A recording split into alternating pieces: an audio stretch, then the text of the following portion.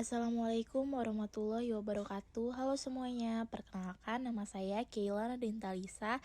Saya dari kelas 10 MIPA 3 SMA Negeri 1 Bengkayang. Pada kesempatan kali ini, saya akan mempersiapkan KSN Astronomi tahun 2024. Saya akan membahas tentang sistem tata surya. Pengertian tata surya. Tata surya merupakan kumpulan benda langit yang terdiri atas sebuah bintang yang disebut matahari dan semua objek yang terikat oleh gaya gravitasinya.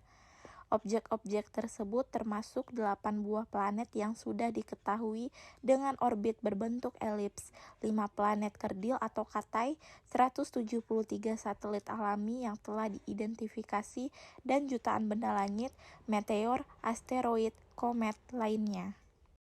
Tata surya dibagi menjadi 1 matahari, 2 4 planet bagian dalam, 3 sabuk asteroid, 4 planet bagian luar, 5 di bagian terluar adalah sabuk Kuiper dan piringan tersebar.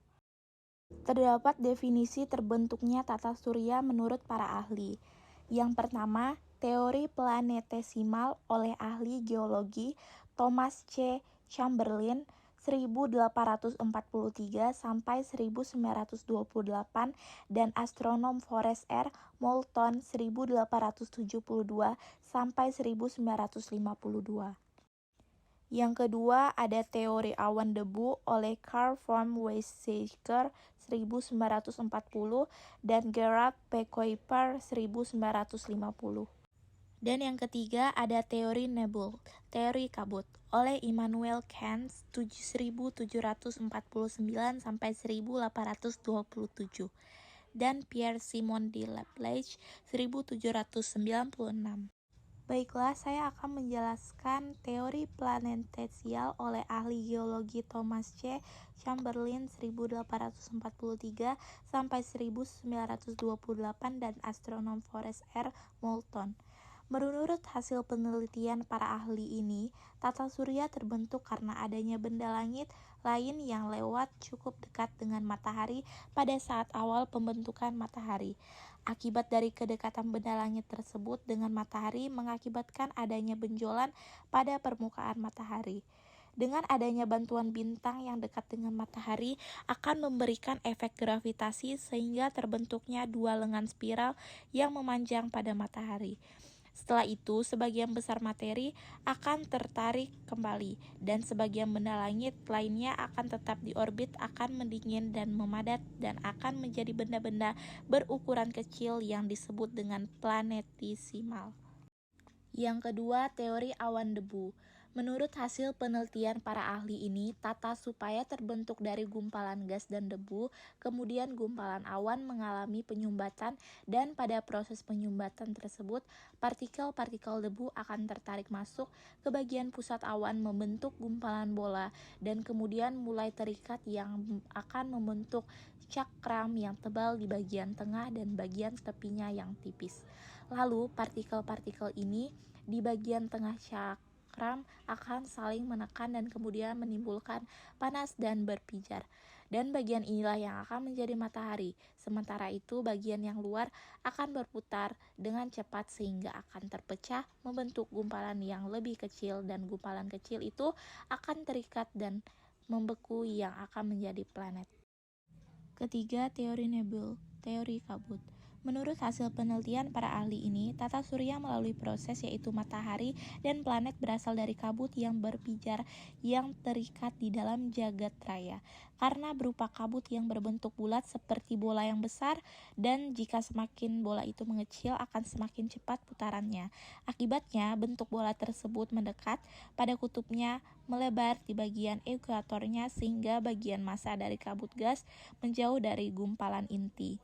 Akan membentuk gelang-gelang pada sekeliling bagian utama kabut, kemudian gelang tersebut akan membentuk gumpalan yang menjadi planet satelit. Sedangkan bagian tengah yang masih berpijar akan selalu membentuk gas pijar yang disebut dengan matahari. Setelah saya menjelaskan teori menurut para ahli, sekarang saya akan menjelaskan tentang anggota sistem tata surya. Sebagian besar astronom yakin bahwa seluruh anggota tata surya dari matahari hingga asteroid yang paling kecil terbentuk dari awan gas dan debu yang sangat besar dan berputar yang dinamakan nebula matahari. Proses ini diawali sekitar 5 miliar tahun yang lalu saat matahari terbentuk.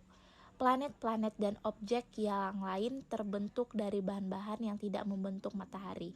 Sekitar 500 tahun kemudian, ketika pembentukan tata surya hampir selesai, hanya 0,002% nebula matahari awal yang tertinggal. Selebihnya terlempar ke angkasa luar. Sistem tata surya memiliki banyak benda-benda langit yang mengelilingi tata surya. Bagian dari langit itu berjalan sesuai dengan strukturnya yang secara teratur dan saling melengkapi satu sama lain. Di dalam tata surya terdapat matahari. Saya akan menjelaskan apa itu matahari. Matahari merupakan anggota penting dalam tata surya yang merupakan komponen utama dalam tata surya. Matahari juga disebut sebagai induk di dalam tata surya. Dengan memiliki ukuran massa yang besar, ini menimbulkan kepadatan inti yang besar agar bisa mendukung kesinambungan fusi nuklir dan menimbulkan sejumlah energi yang sangat dahsyat. Yang kedua yaitu planet-planet. Selain matahari ada juga anggota benda-benda langit lainnya yaitu planet. Planet adalah anggota benda-benda langit yang memiliki beberapa variasi dengan bentuk dan ukuran tertentu pada planet. Planet terbagi menjadi 7 yaitu Merkurius, Venus, Bumi, Mars, Jupiter, Saturnus, Uranus, Neptunus yang memiliki variasi dengan bentuk ukuran tertentu pada setiap planet. Planet terbagi menjadi 2 yaitu planet dalam dan planet luar. Planet dalam adalah planet yang berada di antara matahari dan sabuk asteroid. Seperti Merkurius. Merkurius yaitu planet yang terdekat dengan matahari yang memiliki jarak sekitar 58 juta kilometer dari matahari. Planet Merkurius ini tidak dapat dilihat hanya dengan kasat mata. 2. Venus. Venus adalah planet terpanas di tata surya dan planet kedua yang paling dekat dengan matahari setelah Merkurius. 3. Bumi.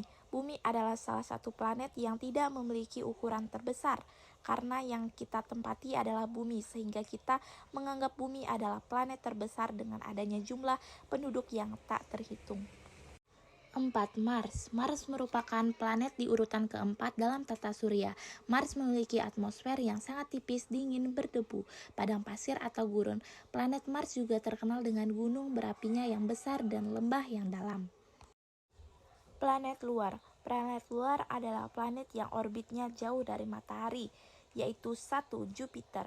Jupiter adalah planet kelima dalam urutan anggota tata surya. Jupiter merupakan planet yang terbesar di antara planet yang lainnya. Jupiter memiliki garis tengah pada permukaannya sekitar 142.860.000 km dan mempunyai volume sekitar 1.300 kali dari volume bumi. 2. Saturnus. Saturnus adalah planet yang keenam dalam urutan anggota tata surya. Saturnus merupakan planet yang tercantik di antara planet lainnya karena Saturnus memiliki cincin yang mengelilingi planet karena ukuran cincinnya lebih besar dibandingkan dengan planet yang lainnya. 3. Uranus. Uranus adalah planet yang ketujuh dalam urutan anggota tata surya. Pada planet Uranus ini sangat berbeda dengan planet lainnya karena salah satu kutub dari planet Uranus ini menghadap ke matahari dan berotasi pada sumbu yang sebidang dengan bidang edarnya yang mengelilingi matahari. 4.